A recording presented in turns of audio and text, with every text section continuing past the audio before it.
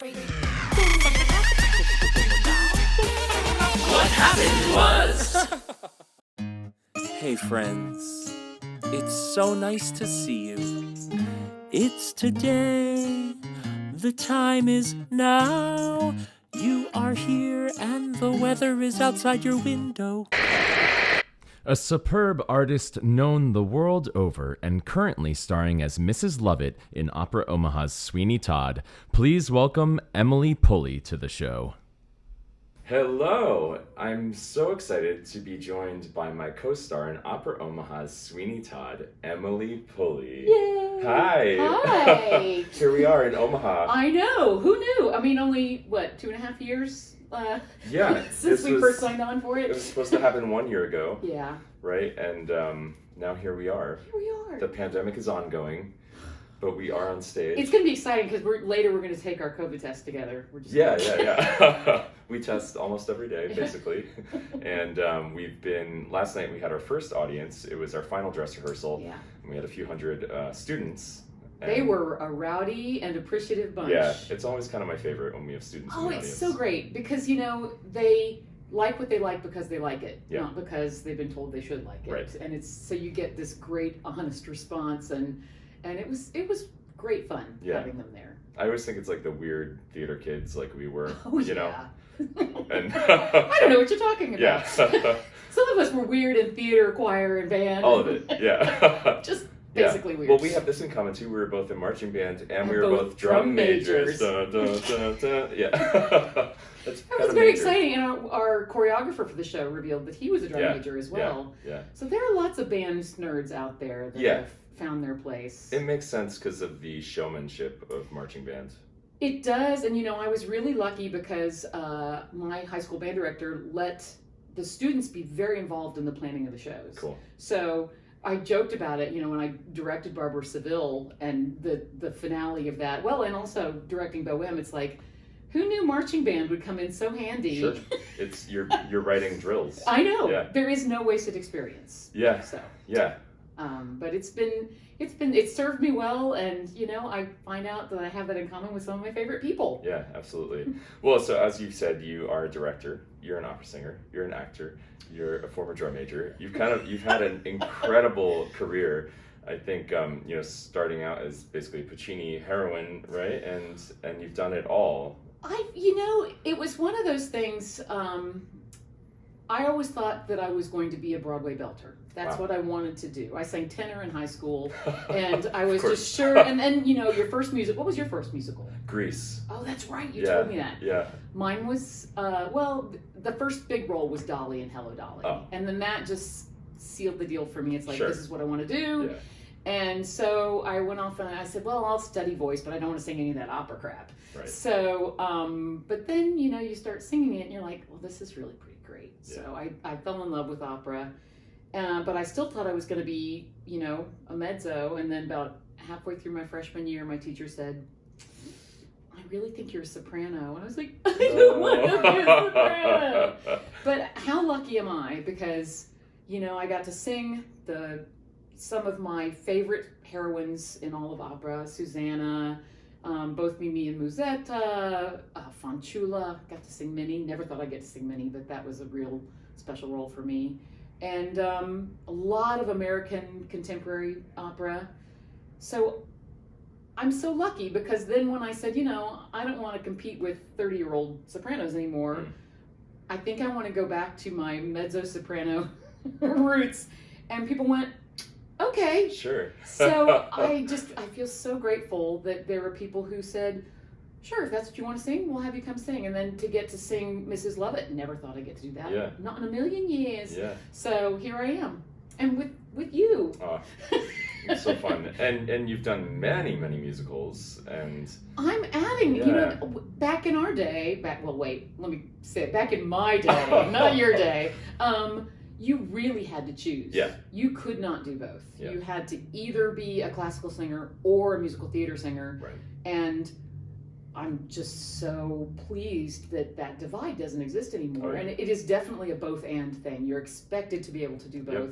Yep. And I just did a master class a couple nights ago, and it's the same technique. This is the thing, is it's like you're using the same technique but in different ways. And Right. so it's like when I work with musical theater students, it's like I'm not trying to make you sing like an opera singer. I'm trying to teach you how everything works so that when you open your mouth, you know what sound is going to come out, whatever you want that sound to be. Right. So it's great that has shown to be true. And so if you have good, solid classical technique, you can translate that, I think, very handily into Sure. musical theater. Yeah. So. Well, and there's so many examples of that now of artists who are crossing over, and Oh, yeah. it is becoming more and more not only accepted but celebrated and encouraged and Thank goodness. expected. As you Thank said. goodness. Yeah, I mean, yeah. I missed out on some of the ingenue roles that I would have loved to have sung. Well, maybe not ingenue. I don't know that I was ever really an ingenue, but some of the leading lady stuff. But I wouldn't trade what I'm getting to do now Yeah. for anything. Yeah, and you recently did a Carmen. I you, did! You do everything. Who knew? And you know, it was so funny. I was very grateful to the director because when we were talking about it, I said, I know I'm not going to be the hottest girl in the room. I said, but I don't think that's necessarily what Carmen is about. I think she's the most interesting woman in the room. Yes. And the opening of the show reveals that with, the guards are just bored out of their minds. It's like, where's Carmen? Because, stuff always happens when she shows up. Sometimes it's not great stuff that happens, but stuff always happens. Yeah. So the director let me play it from that angle, and it was like, because otherwise I would have felt like I was like, who am I trying to fool? But, sexy means different things to different people. Sure. And especially to a character like Don Jose, who's so conflicted and confused. He's got the mommy issues, he's got the lack of purpose in his life issues, and somebody who has that sort of dynamic personality is very appealing to him. Yeah. Not just because she's a Hottie McHotterson, but because she takes him out of himself. Right. And it has unfortunate results, but Sure. for a while there it was fun. Awkward. Yeah. Yeah. Well, you told me a story a few years ago that blew my mind, and I love these showbiz stories, and it's part of the reason I started the show is because so many artists have these stories that don't get told often, and they're kind of these beautiful secret gems that we exchange with each other, backstage. Isn't that great? Yeah, it's wonderful. It's the best. So I'm like, these stories need to be shared. So you told me this Yes. story about your Covent Garden debut. Yes, so I was. It goes back even before then. I was in the middle of singing a Musetta performance at the Met, and Ramon Vargas was the Rodolfo, and he's getting ready to make his third act entrance, and we're all in that little hut on stage left, and right before he goes out, he goes, "Oh, Emily, I want you to come sing Me with me in Hungary." I was like, "Okay." Okay. So he was singing Rodolfo in Hungary, but he knew that I was scheduled to sing it at Covent Garden, where he was also singing it. So he thought, well, this will be a great chance for you to get to sing Mimi, because I'd sung a partial Mimi with the Yale Symphony, but ever since then it had been all Musetta all the time. So he thought, well, this is a great chance for you to try out the Mimi, and we'll be doing it together. We've known each other for a long time, and so I got to London after singing the performance with Ramon in Hungary. And I got there, and they said, okay, well, here's your first day of rehearsal. And I said, well, I'm in town. I'll just check in with the wig and costume people and see if they want to. And so they said, yeah, that'd be great. Why don't you go ahead and come in? So I got all my fittings done, and then I had my first day of rehearsal. And it was first morning of rehearsal, I should say. And then before the afternoon session of rehearsal, the company manager came in and said, Christina's not feeling well. There's a performance the next day. And so I just started laughing because I was not scheduled to go on until the following Wednesday. Okay. And so I said, okay, well, we've only staged part of Act 1 and part of Act 4, so it'd be really great to get the director back in here and we can finish, sketching me into Acts 2 and 3 so I can be on standby, just to be on standby. And this is like 24 hours Yes. from this moment. Yeah. So, didn't hear another word about it, and went out, saw a show that night, came home, there was a message on the machine. Remember answering machines? There was a message on the machine saying, she's fine, have a nice weekend, we'll see you on Monday. Sure. And then 9:30 the next morning, my phone rings, and they said, she's just canceled. So, and it's for a 12:30 matinee because Oh they were my doing goodness. Queen of Spades later that night. So then that had an early curtain. So they said, "What do you need?" And I said, "I need to take a shower." And I got to the theater, I guess about 11, and the director was there, and he was. Do you know Stephen Barlow? Have you worked with Stephen? I haven't. He's delightful. He was like such a nervous wreck. So he goes, "Okay, well, here's Act 2. Just follow. There's a tall guy dressed in drag. Follow him around for all of Act 2." I was like, "Okay, I can do that." And then Act 3, you go here, go here, go here. And I was like, "Okay, I got that." And then they're like, by then it was time to like get me into my costume and makeup and everything like that. And so it was all so frenzied that I didn't really have time to be nervous. But one of the best things that happened when I walked into the theater, I had been told before I went over there, you can't pal around with the backstage crew like you do here at the Met. They just won't respect you if you do that. So you have to kind of keep that distance. And so the first person to greet me when I went into the building was one of the stagehands, and he went, "Where's the beer?" And I went, "Excuse me?" He goes, "Aren't you making your debut today? It's customary to bring the entire backstage crew beer." I said, "It's a little early for beer." And he goes, "Oh yeah, where are the donuts?" Oh my goodness. So that helped put me at ease, and Yeah.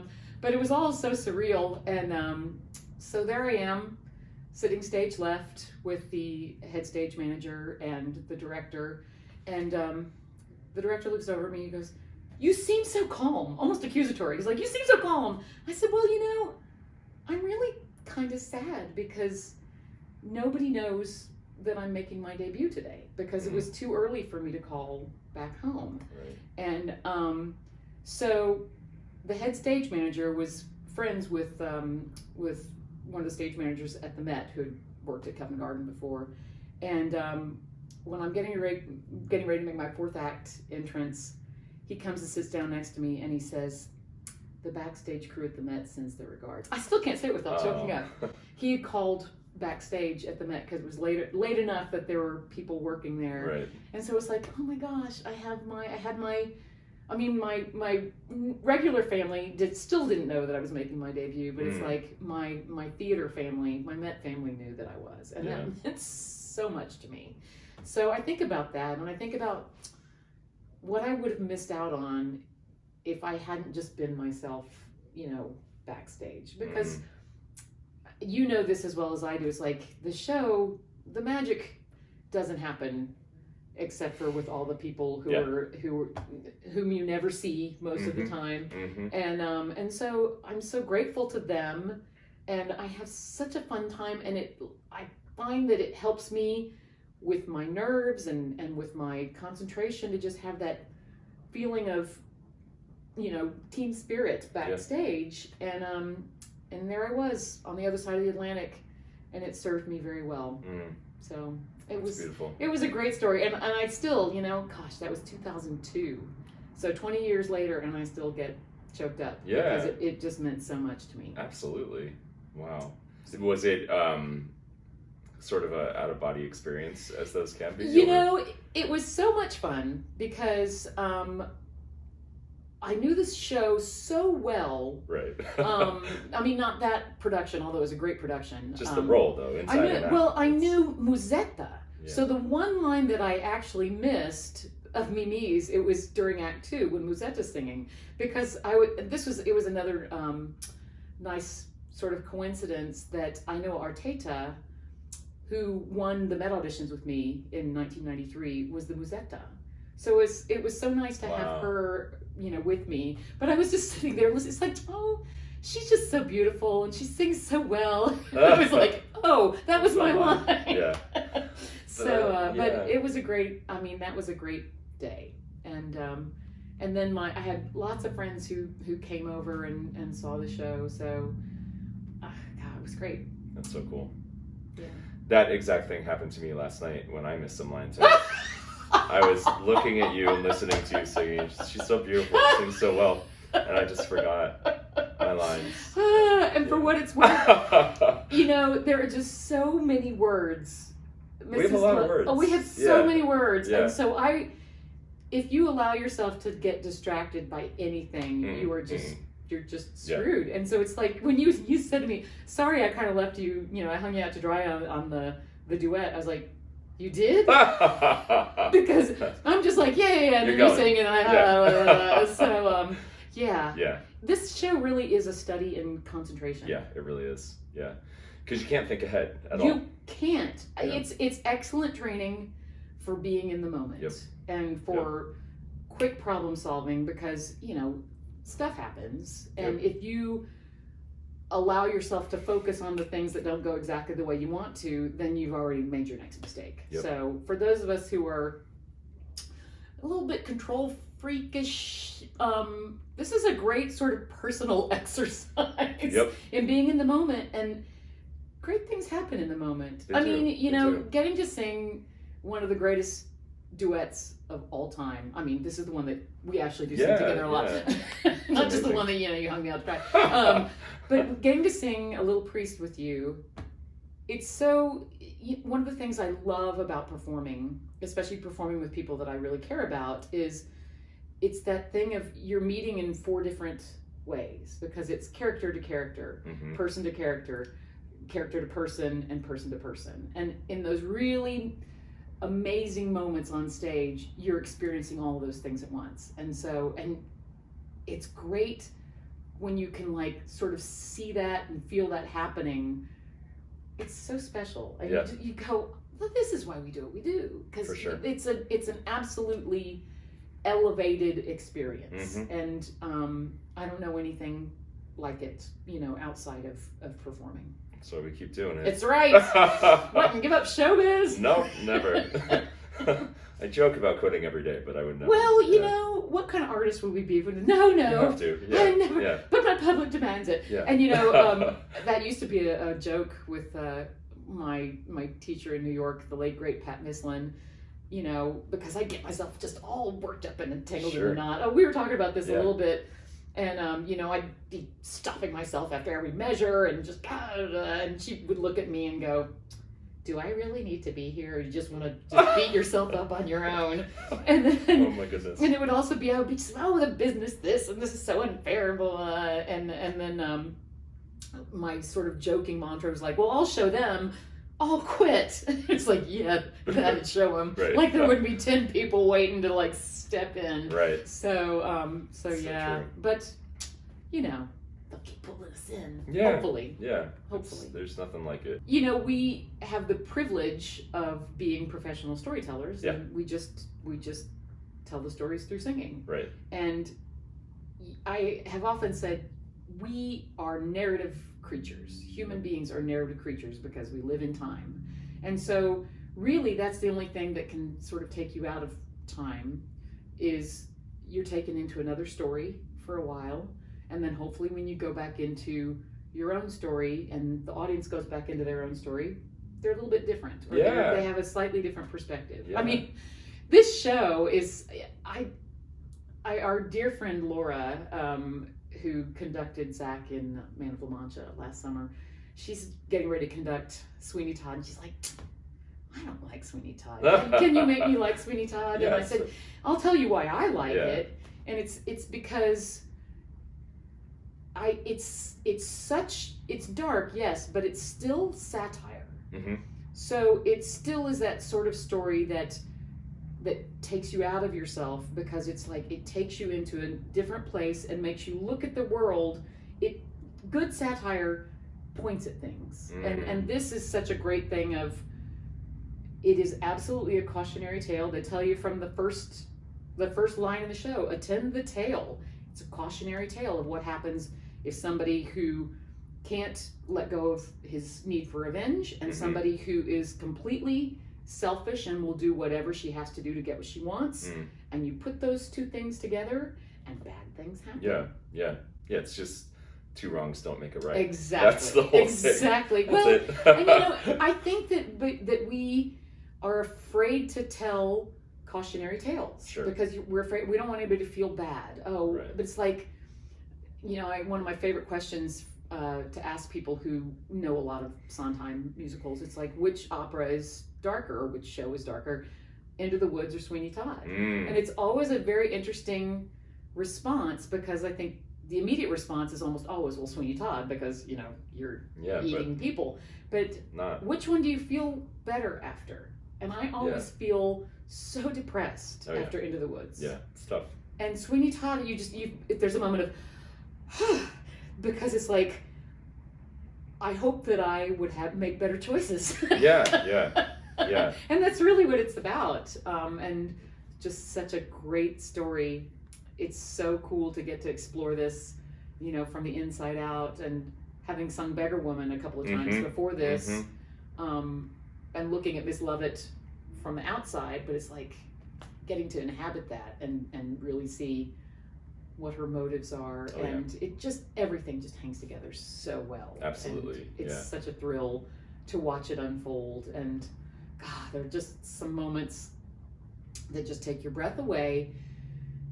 The musical genius of, it's like Mr. Sondheim got an A in counterpoint class. You know, little moments that you just go, who thinks like that? It's 3D chess, you know? Yeah. And as I've said, Zach's epiphany is, oh my gosh, it's just like a primal scream set to music. And it's if anybody there doesn't realize that they need some catharsis, I think they're going to be very surprised by like, it's just so, and I have the best seat in the house for it. So it's very exciting. But there's so many moments like that you're like, how lucky are we? You know? Pretty cool. Yeah. Well, the cool thing about our cast too is many of us have done this show previously. Right. I've done other roles. Turpin, I've done Turpin. and also I've done you Sweeney, did it I've done Ensemble. with Phil. And yeah. And you've done Beggar Woman twice. And so it's really cool because it is a show that you really need to know inside and out and kind of know everyone's part, you know, at least in the scenes you're in. Yeah. So and the Beggar Woman in this show is a dear friend of ours, and Katie Lindhart, and so that scene that I recall, you know, you really only have 2 scenes with the Beggar Woman where you interact. One, you're dragging her toward the oven, but spoiler alert. And but I always call that the love duet. The arms. It's like it's time to do our love duet, Katie. But it's a great group of colleagues. Yeah, it's an incredible show. There's a moment in the show where we play a rhyming game. And you beat me, and I thought it might be a good opportunity to reverse roles.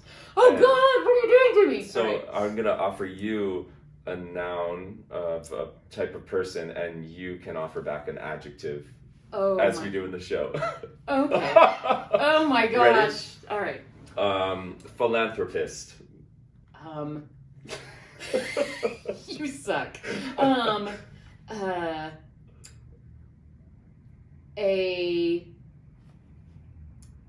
Something. Oh, okay, guys. Adjective. All right. I was trying to think of another noun. Something. I can't think of anything. Lycanthrope. That works. Yeah. If you sang that fast enough, we would accept it. His hands are fists. Ooh, I like that. Yeah, very good. Oh my gosh. Hair colorist. Never say die. Hair colorist. See, this is not fair because you have the part in front of you.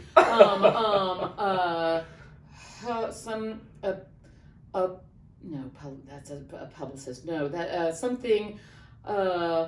Colorist. I'm gonna get you. I'm gonna change up the words on you tomorrow night. Okay. Hair colorist. See, in the show, she says tinker, and I say something picker. Yeah. And then Tailor. Tailor, something paler. Potter. Something hotter. Butler. Something subtler. And then I say locksmith. And nothing rhymes with locksmith. I know. That we know of. Well, there's nothing. Yeah. Can't believe you did that to me. Well, you know. Now I'm going to be like lying awake at night at 3 o'clock in the morning, and I'm going to think of a perfect rhyme for philanthropist and hair colorist, and I'm going to text you. Yeah. What about like landscaper? Landscaper, something. Crepier. No, something. Crepier, I like that. But see, those of us who were raised on Dr. Seuss we all know that there is a perfect rhyme, even if you have to invent it. Yeah. And our friend Kurt always, he jokes about Skinny Timmy rhymes. It's like, that's not a real rhyme. And so, I really will be sitting and say, there's got to be a perfect I'm so rhyme. sorry. It's good. It gives my brain something to do. My dad was a brilliant mathematician. And so that part of my brain, I think that may be another reason why I enjoy Sondheim so much, is it's just the intricacy of it and the way. I remember the first time I saw Little Night Music, there were no super titles, but the rhymes are so good that you almost don't need them. Oh, yeah. I mean, except for the fact that they go by so quickly. Yeah. But it's like that kind of structure makes my brain so happy because it's like you can hang anything on that if the structure is there. And so I'll get back to you on that. Challenge accepted. A Little Mr. Night James. Music.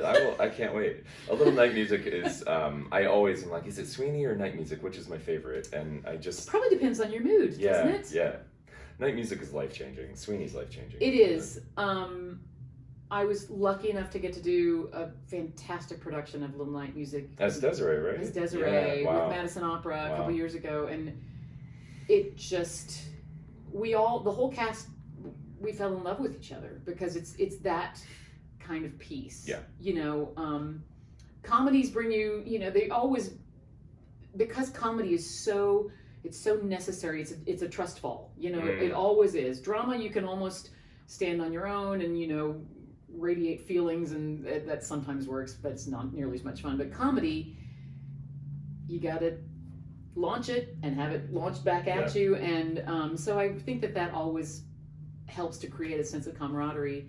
But on those rare occasions, you genuinely fall in love with your cast. Absolutely. And it's the word synergy gets tossed around so much, and it's become such a corporate sort of word, but oh my gosh, it really is synergy when you have that kind of everybody there for the right reasons, and everybody, not just waiting to say their next line, but really listening. And what you can create is just so great. My father was almost completely blind. He was in a hunting accident when he was 14. Oh my goodness. And so he had 10% vision in one eye, and that was it. But he used to watch great performances on PBS, and I'll never forget. It was Richard Tucker, and I can't remember who he was singing with, but it was from a while back, and I said, so what did you think of that? He goes, you could just tell how much they were enjoying themselves. And I thought, what a great goal to have, to perform in such a way that a blind person can tell that you're enjoying yourself. And not enjoying yourself as in I'm having a good time, but enjoying yourself as in being completely engaged and hitting on all cylinders, because that's what performing is all about. Sure, absolutely. Yep. Can I ask you some fun questions? Well, now I'm scared. No, don't be scared. Don't be scared. You ready? Okay. All right. Zodiac sign. Guess. Oh, come on now. It's a fire sign. Oh gosh. And it's coming up soon. Aries? Yes. Oh, nice. Favorite flavor of ice cream? Oh. This changes a lot. So there's an ice cream in Texas called Bluebell. Yes. And I really think their homemade vanilla is like the best, because my mom used to, on special occasions, we'd have homemade vanilla, and my mom would make these brownies that were the best brownies I've ever had. And so those brownies, so it's usually homemade vanilla with something. Yes. But, sorry, that's on a warm brownie? Yeah. There's nothing like that. Come on now. Perfect. Yeah. So perfect. Okay, your birthday's coming up. What type of cake?